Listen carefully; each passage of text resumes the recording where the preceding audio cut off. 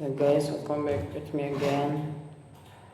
I want to read an article by Kyoshi Takanaka. Before that, don't forget to like, share, and subscribe. Tokyo returns. A volcano on Japan's major western island of Kyushu erupted on Sunday evening, sending black smoke billowing high into the air. But there were no immediate reports of any damage or injuries, and authorities said they did not expect a major eruption. The volcano, which is called Shibarium and is located on the southern tip of Kyushu near the city of Kagoshima, erupted at about 8:05 p.m. 1105 GMT.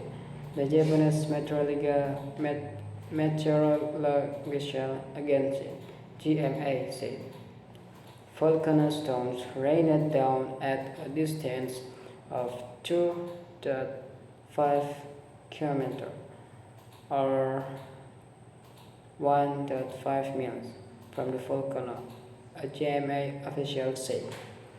The eruption alert level has been raised to 5, the highest with some areas advised to evacuate, he added, but no large eruption was accepted. Sakurajima is the one of Japan's most active volcanoes, and eruptions of varying levels take place on a regular basis. In 2019, it spewed as 5.5 km or 3.5 miles high. There were no immediate reports of damage from Sunday's eruption. Deputy Chief Cabinet Secretary Yoshihiko Isozaki told a news conference as government officials sought more information on the situation. The volcano is called Shibarium and is located on the southern tip of Kyushu near the city of Kagoshima, erupted at about 8:05 p.m. The Japanese Meteorological Agency, or called GMA, volcano stone rained down at a distance of 2.5 km or 1.5 miles from the volcano.